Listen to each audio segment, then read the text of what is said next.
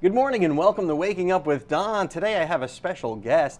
All my guests are special, but this is someone that I think you'll be interested in learning about. If you have elderly parents, or we're all passing through this life, and sooner or later we're all going to need hospice. We have Abby Anders. I almost said Andy Abers.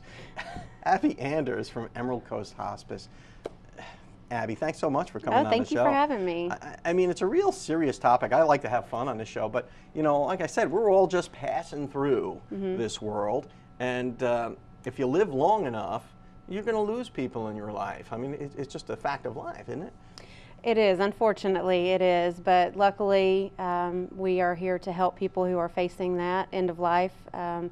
As you said, we're all going to go through it at some point. The people you're helping, are they the people who are exiting this world, or are they the family members that they leave behind?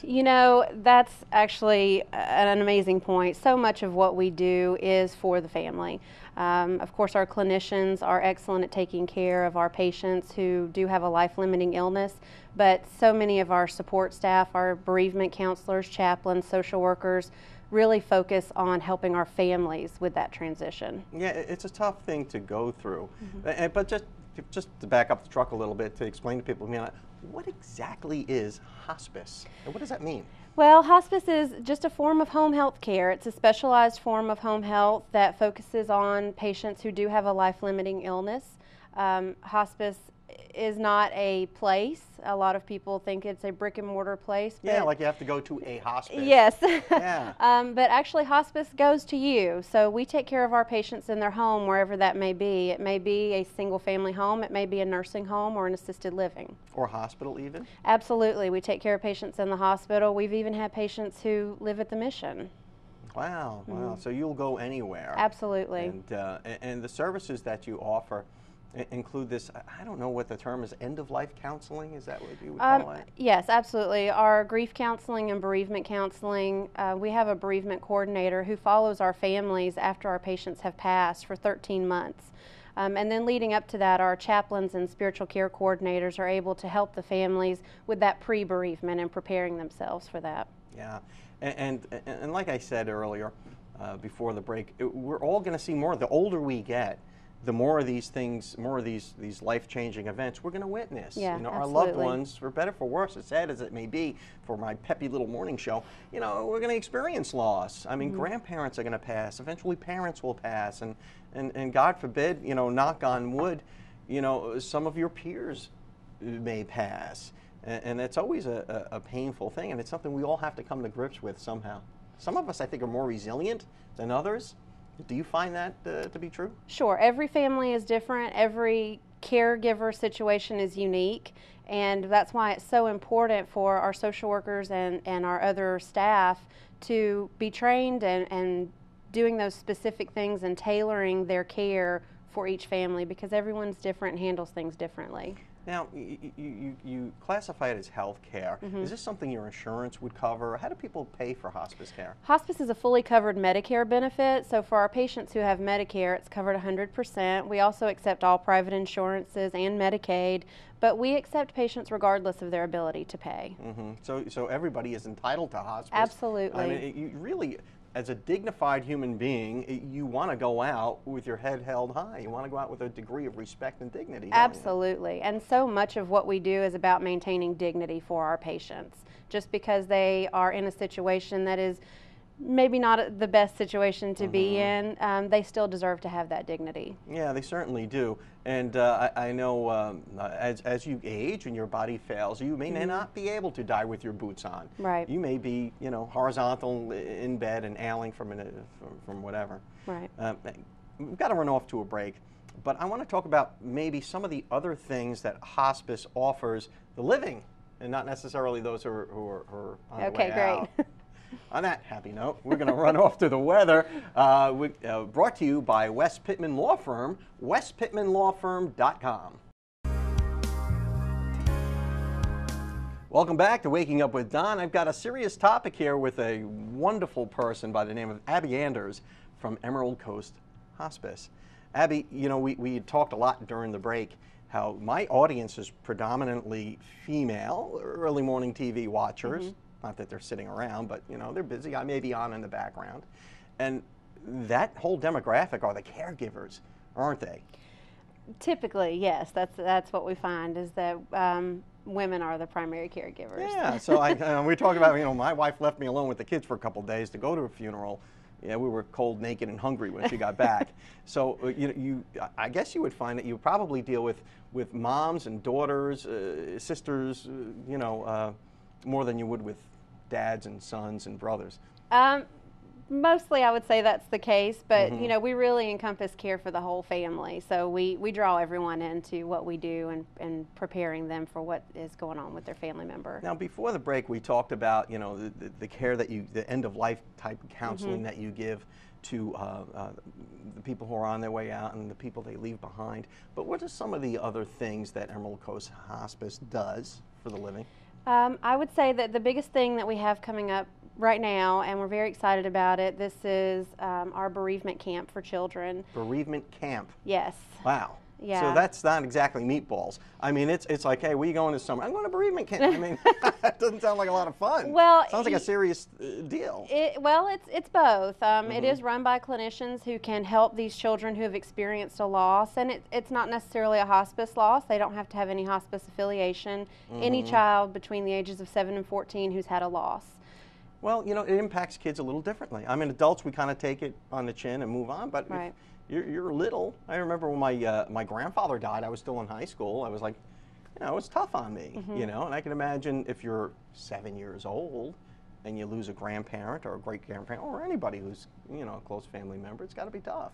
It is, and you know, a lot of what they do at camp really is just they have fun. They play a lot of games, they have a good time, but just having the camaraderie of knowing that they're not the only one who's going through those things, it really helps the kids, and that's coming up June 6th through the 8th.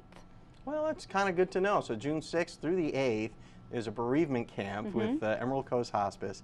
Now, there was another program you told me about that I forgot about. What was it? Our memory care program. Oh, memory care program. That's it. That was it. So, yeah. Now, what's the memory care program about? You know, we're very excited about this. It's a new program that we've put in place to care for our patients who have any form of memory impairment. So, Alzheimer's, dementia, Parkinson's, any of those things that affect their memory. And it really gives a lot of extra support to the patient, but even more than that, it's a great support for the family, because if you've never taken care of someone with a dementia, those people tend to lose that person twice. They lose them once to the disease, and then they lose them again when they pass. And so I mean, we joke about memory loss, but it's very, very serious.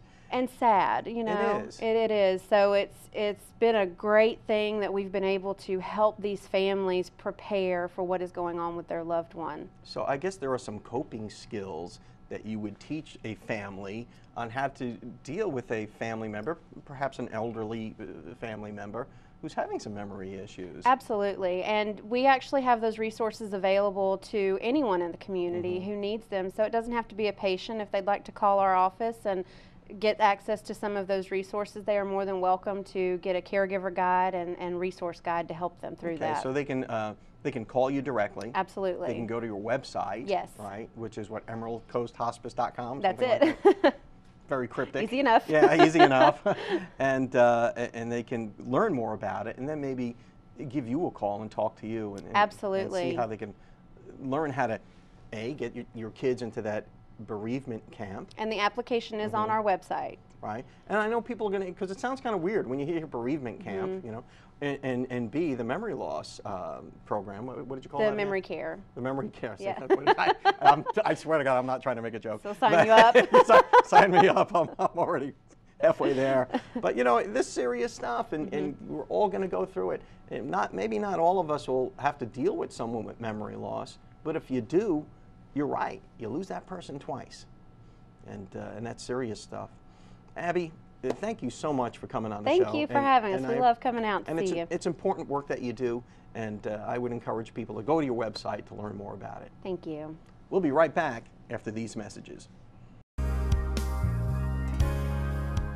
Hi, good morning, and welcome back. I'm Zenovia Andrews, your business system strategist, and I am super excited to be here in the Max Out Studios bringing you your Max Biz tip for the day. You know, all week long we've been talking about the 5 key leadership qualities that every business owner should have. Those things that you and I should possess. You know, and today's topic is the leadership quality of being strategic.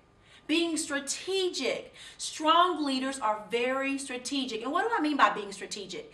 It means that you are clear and you're focused. You're clear and you're focused, and you're not easily weighed off of your vision and your purpose of your company and what you're trying to do. You know, you have that ability to directly face the strengths and the weaknesses within your organization, and also be able to look at those things that are on the outside, the negative opportunities and weaknesses from your company's perspective.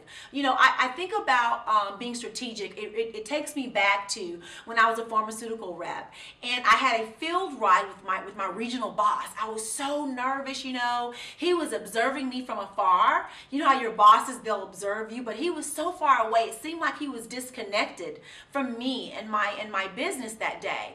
But he wasn't, because at the end of the day, he did an assessment, and his assessment showed me clearly, precisely, strategically, everything that I needed to do to have more results in my business. So I'm here to share with you, my friend, having the leadership quality of being strategic is really key as it relates to your success in your company. I'm Zenovia Andrews, your business system strategist, and I am here to support you. You can reach me at www.zenoviaandrews.com. Let's continue to press towards the max. Welcome back. I have a very special friend here on the show today in the person of James Johnson, who is an early supporter of this show, local businessman, Fowhand Furniture, Panama City Neuro Pain and Spine Center. Florida Neuro Pain and Spine Center. Florida Neuro Pain and Spine Center. Sorry, almost had it right. You know. And what a lot of people don't know is that you're also a musician, aren't you? Yeah, from early childhood, songwriter, artist. You know, I first saw you perform at Pamela Elliott's place at Elliott Vocal Studios, and I was like, is that the same guy I talked to about furniture? We kind of did a double take, and I was kind of taken aback that you're really kind of like a Renaissance man in that not only you're a local businessman, but you're also big in the music scene here. Yeah, I love music, and I love creating music, and it's always been a big passion of mine. I just never really mix the two very much. I don't speak about it in the business community, and so some people. So that's kind of like the whole music side of your life is sort of like your guilty pleasure. You kind of do on the side just for your own. Well, you know, I spent a big part of my life doing that. My earlier part of life, you know, You mean musically? Yeah. When I was in more focused on that. Yeah, when I was still in school, I'd leave early and go play when I wasn't supposed to. You know, did that for quite a few years. And the life of a musician could be challenging, I would imagine, when it comes to survival and all that. So at some point, you know, it was a little bit of a mystery. And what I noticed was the music business is really basically a vertical joint venture type of business. A vertical joint venture. I'm not sure I know what that the music business with the record companies really it was a vertical venture capital model, because musicians aren't businessmen usually, and very few of them are really artists. And so the whole business part, you know, it really took businessmen, and now that whole paradigm has changed tremendously. You know, if you understand marketing and putting yourself out there and giving something of value, then you could actually make a living at it. Yeah, absolutely you can. But now you're a businessman, you do this thing, but you still do it just for the joy of music now. I do. I definitely. Oh, hey. Hey, I thought I'd crash the show. Snuck away. Hey, Don, how are you? My Sheila purple buddy. Churchwell. Hey, we're both matching today. You know, it's so hard to keep the groupies out of the studio. That's it's right. Just, you know. I'm a Jimmy Johnson groupie. Came to hear him play today. Well, I appreciate that. Well, I'm glad you came by, Sheila. Want to make sure your furniture is still set up and looking good, too. You know, those people at Fowhand, they are just like the full service company here. How's his hair looking, by the way? You think he's ready for his close-up? I don't know. It's getting long, but it looks good. Good. We need to. Well, Sheila, I hope you stick around because we're going to make the boss play a few songs for us Yeah. here on the other side of this break. Looking forward I to have it. to Are Thank you be up the- to it? Absolutely. Now, you got a Bebop local girl. song you're going to play too about Yeah, Bay I've got a County couple and of local songs, a couple of you know, transformational songs, and I'm going to do one of the local songs, and all three of them is going to be written by myself or co-written with another local writer. Well, awesome. Yeah. I want to hear some of that original music. Yeah. On the other side of these breaks, you're watching Waking Up with Don, and I'm here with James Johnson, Renaissance Man. Welcome back to Waking Up with Don. I've got James Johnson here who's going to play some local music that some people may recognize. James, what are you going to play for us? Hey Don, this is a tune called Spanish Shanty. It's about a spot near Shell Island on the bay, on the west side of the island, called Spanish Shanty. And I used to grow up on the bay in my little john boat, went all around just to catch scallops and just do a lot of skin diving, playing a lot on the water. And I just, you know, I wrote this song with that imagination and my childhood memories in mind. So this is So what it's not about. just locals will recognize it. I mean, anybody who's been out to Shell Island will Oh, absolutely. recognize some of the geographical references in the song. Possibly so. Hopefully so. Yeah. Okay. I'm eager to hear it. Let's hear it, James. Here we go.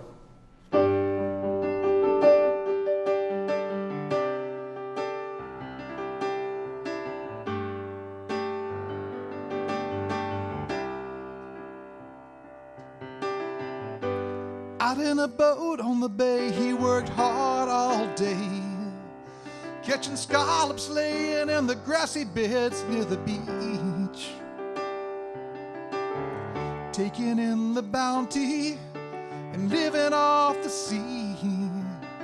That's how you fed the sailors back in 1653.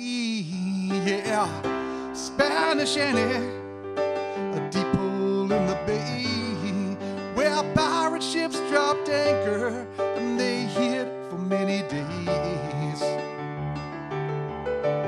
And the starry moonlit nights, they feasted in the bay, yeah, off a day's catch of scallops and the breeze that blew their way.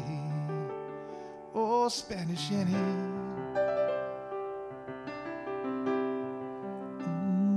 Spanish Annie.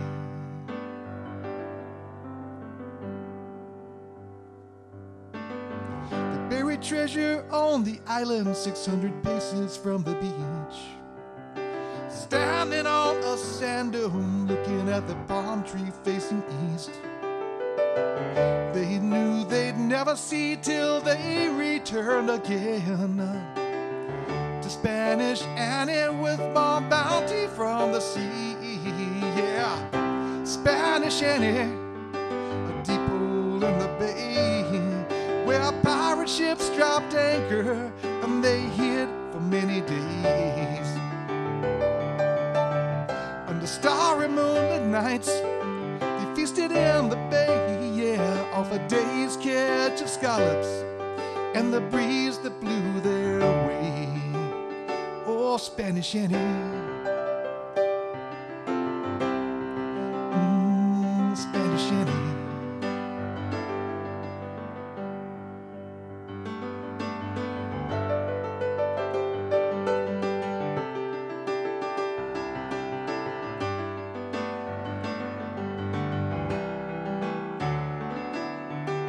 Setting sail the next day, they're headed for the high seas, and leaving Spanish Annie and their treasure on the beach.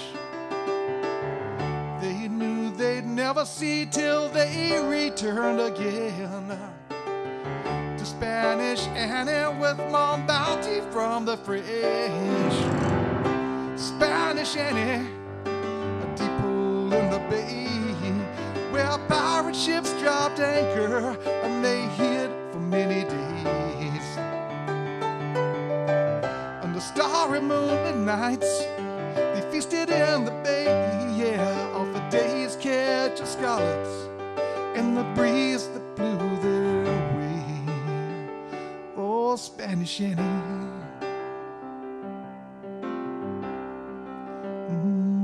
Spanish Annie. Oh, Spanish Annie, my Spanish Annie.